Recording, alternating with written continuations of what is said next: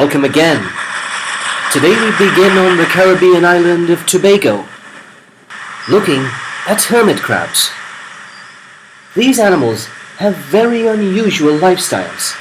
They seek out empty shells of snails and other animals as potential homes.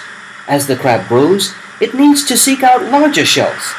Apart from house hunting, hermit crabs must escape predators, seek food for themselves, and fight off other crabs for food and for potential homes and mates. In some marine crabs, sea anemones attach themselves to the shell and can assist the crab in scaring off its predators, while benefiting by consuming fragments from the hermit crab's meal.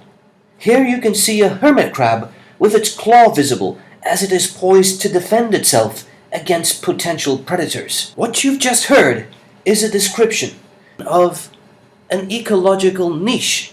Students often confuse the niche with the habitat. The niche is a species' share of a habitat and the resources in it. An organism's ecological niche depends not only on where it lives, but also on what it does, whereas the habitat is simply an environment in which a species normally lives. Such is the uniqueness of a species' niche that biologists often refer to a competitive exclusion principle.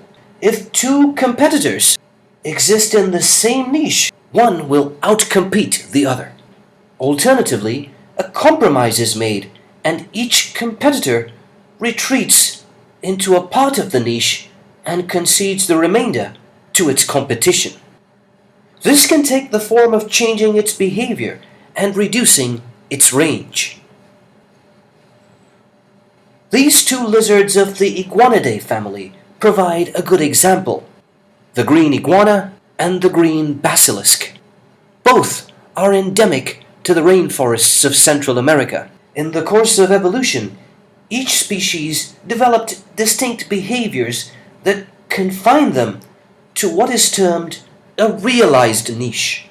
In the absence of a similar competitor, a possible extension of the niche can occur, and this is termed the fundamental niche.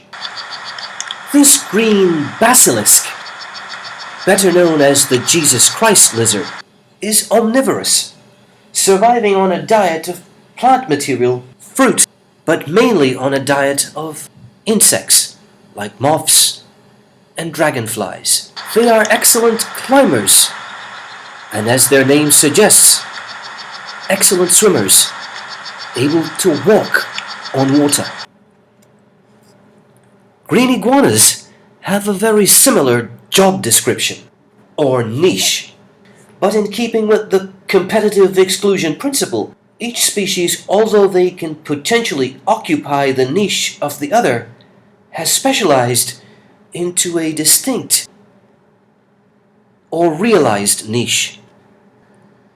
Green iguanas are known to feed on the occasional insect, but their diet is comprised primarily of plant material and fruit. According to the principle of competitive exclusion, two similar species cannot occupy the same niche. What can and does occur in the course of evolution is that species concede parts of their potential niche, also known as the fundamental niche, and in time they retreat into a more specialized or realized niche.